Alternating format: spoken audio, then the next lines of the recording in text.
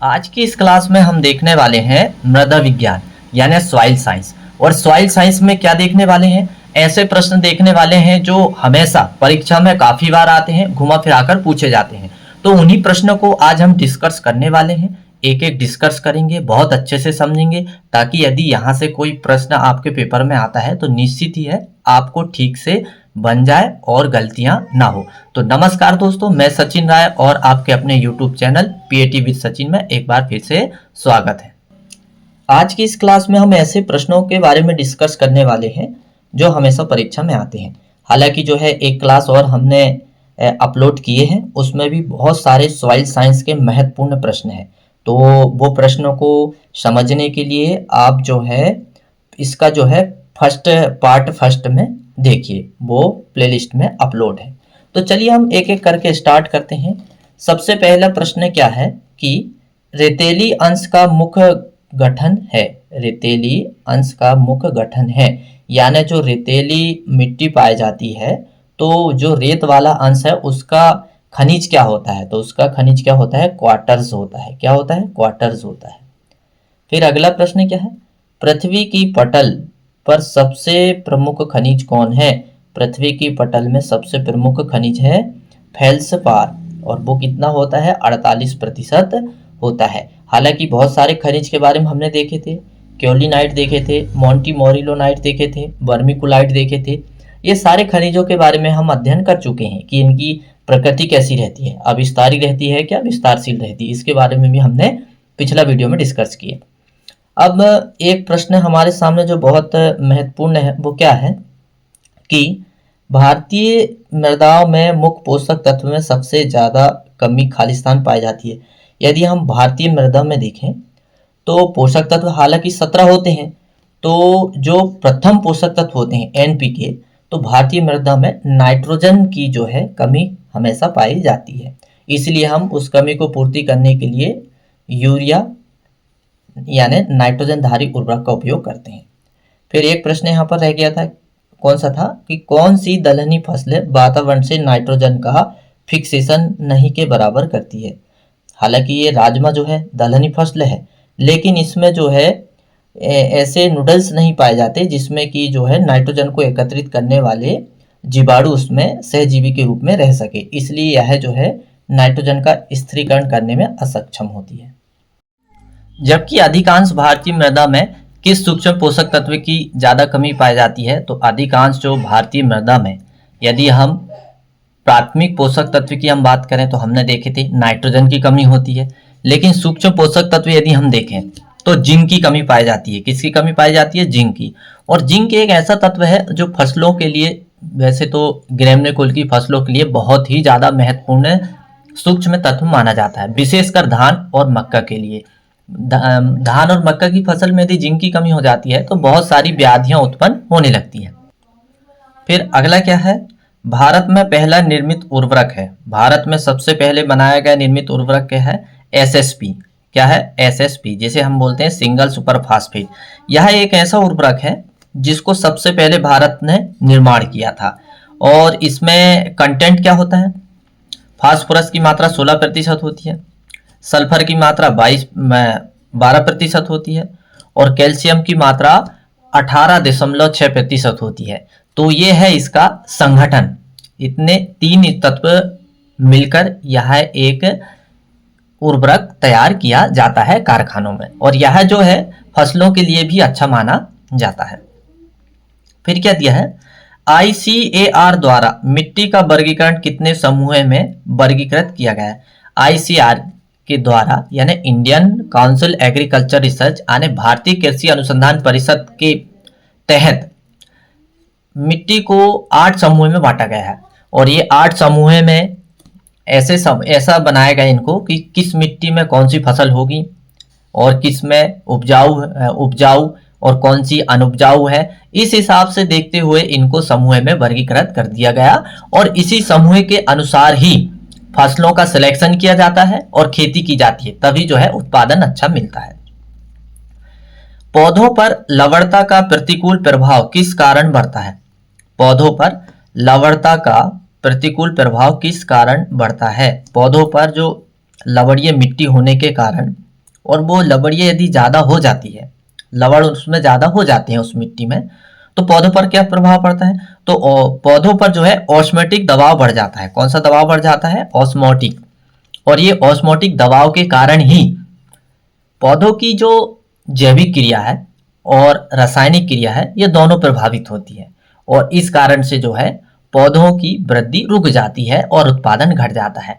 इसीलिए हम ऐसी मिट्टी में ऐसी फसलों को उगाएंगे जो लवणता सहनशील हो, जैसे जौ है, कुछ हद तक धान है, चुकंदर है। ऐसी फसलों को हम फसल चक्र में लेते हैं। एपिकल कली वुड का प्रभुत्व किस हार्मोन्स के कारण होता है? कहने का मतलब ये हुआ है कि पौधा है, पौधे की जो ऊपरी शाखा है, सबसे ऊपरी शाखा जिसे एपिकल कहते हैं, नए कली का, तो इस एपिकल वुड में किस हार्मोन्स का प्रभाव होता है, ये हमसे पूछा जा रहा है। तो जो पौधों की जो ऊपरी शाखाएं हैं, जहां से नई कलिका निकलती है, वो नए कलिका में सबसे ऊपरी भाग में ऑक्सिन हार्मोन्स कार्य करता है। कौन सा हार्मोन्स कार्य करता है? ऑक्सिन हार्मोन्स कार्य करता है। और इसी ऑक्सिन हार्मोन्स के कारण क्या होता है? फ्लावरिंग होती है और फलन होता है। तो इस हार्मोन्स का जो है पेड़ पौधों में बहुत विशेष योगदान होता है। हालांकि जो है हार्मोन्स की क्लास हम स्पेशली देखेंगे और एक एक करके बहुत अच्छे से समझने वाले। यदि वीडियो पसंद आता है तो आप लाइक जरूर करिए, और यदि आप पहली बार चैनल में विजिट कर रहे हैं तो ऐसे एग्रीकल्चर के नए नए अपडेट के लिए आप चैनल को सब्सक्राइब करना ना भूलें, क्योंकि ऐसी जानकारी मैं प्रतिदिन अपडेट करते रहता हूं जो पेपर की दृष्टि से बहुत महत्वपूर्ण है। और ऐसी मेरी कोशिश रहती है कि आपके लिए ऐसे प्रश्न लेके आऊं ताकि जो है पेपर में बहुत ही महत्वपूर्ण है और यहाँ से कम 2-4 प्रश्न तो जरूर आए, ऐसी मैं कोशिश करता हूँ। अब क्या दिया है? जो फसलें नाइट्रोजन को अमोनिया रूप में सीधे अवशोषित करते हैं। हालांकि जो है ज्यादातर ऐसी फसलें होती है जो नाइट्रोजन उर्वरक को अमोनिया रूप में अवशोषित ना करके नाइट्रेट रूप में अवशोषित करते हैं। लेकिन कुछ ऐसी फसलें होती है जिसको यदि हम उस फसलों में नाइट्रोजन उर्वरक देते हैं तो वो सीधे जो है अमोनिया रूप में ग्रहण कर लेती है। तो ऐसी फसल कौन सी है? धान और आलू। धान, आलू और गन्ना, ये ऐसी फसलें हैं जब आप इसमें नाइट्रोजन की पूर्ति करने के लिए यूरिया आप डालते हो तो इसमें जो है यूरिया सीधी पानी में जाके मिलती है और कार्बोमेट बनाती। क्या बनाती है? तो हम जब यूरिया सीधे खेत में डालते हैं तो वो सबसे पहले भूमि में जाने के बाद, पानी में मिलने के बाद क्या बनता है? अमोनियम कार्बोमेट बनता है। अमोनियम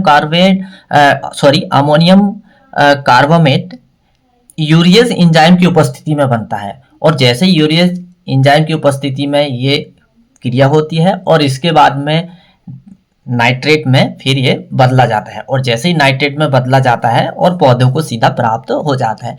तो कुछ इस तरह से क्रिया होती है। तो इस क्रिया के बारे में हम बहुत अच्छे से आगे के वीडियो में समझने वाले हैं, क्योंकि हम सॉइल साइंस में एक एक पॉइंट को या एक एक चैप्टर को बहुत अच्छे से समझने वाले हैं। तो फिर आगे क्या दिया हमारे सामने? अब हमारे सामने अगला प्रश्न क्या है? वो है धान में अमोनियम उर्वरक को खेत के कौन से क्षेत्र में दिया जाता है? तो मृदा का रेड्यूस जोन में। किस में दिया जाता है? मृदा का रेड्यूस जोन में। तो मृदा के जो है 2 जोन में बांटा गया है मृदा को, जहां पर हम यूरिया देते हैं या कोई भी फर्टिलाइजर देते हैं। एक तो होता है रेड्यूस जोन और दूसरा होता है ऑक्सीकृत जोन। रेड्यूस जोन मतलब ऑक्सीकृत जोन से नीचे होता है और ऑक्सीकृत जोन ऊपर होता है। तो बस ये 2 जोन है, हम इसके बारे में भी बहुत अच्छे से समझेंगे। सामान्यतः धान के खेत में नाइट्रेट उर्वरक काम में नहीं लेते। यदि नाइट्रेट उर्वरक को धान की फसल में देना पड़े तो मिट्टी के किस क्षेत्र में दिया जाना चाहिए? तो ऑक्सीकृत क्षेत्र में, यानी ऑक्सीडेशन जोन में, जो ऊपर होता है, जहां तक जो है ऑक्सीजन पर्याप्त मात्रा में होती है, वहां तक जो है हम देकर उर्वरक की पूर्ति बड़े आसानी से करवा सकते हैं। अब इसके आगे क्या दिया है? पौधों द्वारा नाइट्रोजन अवशोषित का प्रमुख स्रोत है। कहने का मतलब यदि आप नाइट्रोजन देते हो यूरिया के रूप में पौधों को आप यूरिया खेत में यदि आप यूरिया डालते हो तो यूरिया पहले टूटती है और टूटने के बाद नाइट्रेट रूप में बदलती है। किस रूप में बदलती है? नाइट्रेट, यानी NO3 के रूप में बदलती है। और जैसे ही NO3 के रूप में बदलती है और सीधे पेड़ पौधे इससे क्या कर लेते हैं? ग्रहण कर लेते हैं। तो वही हमसे पूछा था कि यदि हम नाइट्रोजन उर्वरक देते हैं तो वो पेड़ पौधों से किस रूप में अवशोषित करते हैं, यही हमसे पूछा था। अब हमारा जो है बहुत ही ज़्यादा महत्वपूर्ण प्रश्न है और वो क्या है? वर्ष 2015 से विश्व मृदा दिवस यानी वर्ल्ड सॉइल डे मनाया जाता है। किस दिन मनाया जाता है? हमसे महीना और तारीख पूछा है। तो 5 दिसंबर को मनाया जाता है। किस दिन मनाया जाता है? 5 दिसंबर को। ये प्रश्न काफी बार पूछा जाता है। पास्कल इकाई है, तो पास्कल क्या नापने की इकाई है? जैसे कोई भी पदार्थ को नापते हैं, जैसे हमको द्रव पदार्थ नापना है तो हम लीटर से नापते हैं। तो पास्कल जो इकाई है इससे क्या नापा जाता है? दबाव को नापा जाता है। किससे नापा जाता है? दबाव को। दबाव कोई भी प्रेशर को यदि नापना हो तो पास्कल इकाई से नापा जाता है। अब इसके बाद में क्या दिया है? मिट्टी की सबसे छोटी मात्रा, मिट्टी की सबसे छोटी मात्रा को कहा जाता है, क्या कहा जाता है? मिट्टी की सबसे छोटी मात्रा यानी 1 से 10 मीटर स्क्वायर को कहा जाता है। मतलब यदि हम ऊपरी परत से 10 मीटर स्क्वायर तक हम जाएं तो ये वाली जो परत है इसको सबसे छोटी मात्रा या इसको पेडोन के नाम से जाना जाता है। इसको किस नाम से जाना जाता है? पेडोन के नाम से जाना जाता है। मिट्टी में गैसों का अधिकांश विनिमय, मिट्टी में गैसों का अधिकांश विनिमय निम्न कारण से होता है। कहने का मतलब आवागमन जो गैस होती है वो किस क्रिया के कारण होती है? तो वो डिफ्यूजन के कारण यानी प्रसार के कारण ऐसा होता है। मिट्टी में क्या है? मिट्टी के जो कण में घटना बढ़ना ऐसी प्रक्रिया चलती रहती है, क्योंकि उसमें बहुत सारे ऐसे खनिज पाए जाते हैं जो कुछ अविस्तारी होते हैं और कुछ विस्तारशील होते हैं। तो यह क्रिया के कारण जो है अंदर से जो है गैसों का आदान प्रदान होता है और ये गैसों का आदान प्रदान जो है डिफ्यूजन के कारण होता है, जिसे हम क्या बोलते हैं? डिफ्यूजन को हम क्या बोलते हैं? प्रसरण। डिफ्यूजन को क्या बोलते हैं? प्रसरण। और प्रसरण को क्या बोला जाता है? प्रसार भी बोला जाता है। इस प्रसार के कारण ऐसा होता है। कार्बनिक पदार्थों के डालने से मृदा का स्थूल घनत्व घटता है। कार्बनिक पदार्थों के डालने से मृदा का स्थूल घनत्व घटता है।